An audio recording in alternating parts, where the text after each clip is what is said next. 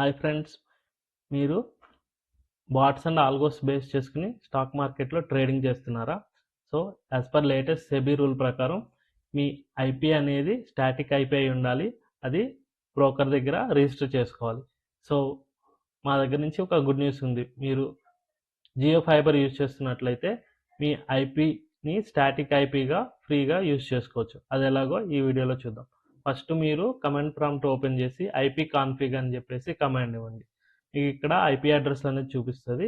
కానీ మీరు ఎప్పుడైతే బాట్స్ ఆల్గోస్ ద్వారా అడ్రస్ ప్లేస్ చేస్తుంటారో అప్పుడు టెంపరీ IPv6 అడ్రస్ ఉంది కదా, ది డైనమిక్ ఐపీ అడ్రస్ అనమాట. దీని బేస్ మీద అడ్రస్ అనేది ప్లేస్ చేస్తుంది ఈ సిస్టమ్. కానీ మనం ఒక చిన్న ట్రిక్ ప్లే చేసి ఈ టెంపరీ IPv6 అడ్రస్ని డిజేబుల్ చేయొచ్చు. సో దానికోసం మీరేం చేయాలంటే కమాండ్ ప్రాంప్ట్ని రన్ యాజ్ అడ్మినిస్ట్రేటర్గా చేసి ఈ కింద చూపిస్తున్న కమాండ్ని రన్ చేయండి. ఆ తర్వాత మీ సిస్టమ్ని ఒకసారి రీస్టార్ట్ చేయండి. అప్పుడు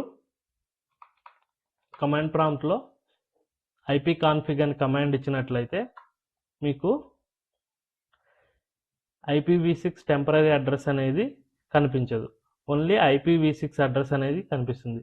సో మీరు ఇప్పటి నుంచి ఏవైతే బాట్స్ అండ్ ఆల్గోస్ యూజ్ చేసుకుని ట్రేడ్స్ ప్లేస్ చేస్తారో మీ సిస్టమ్ IPv6 అడ్రస్ బేస్ చేసుకొని ఆ అడ్రస్ అనేది ప్రాసెస్ చేస్తుంది.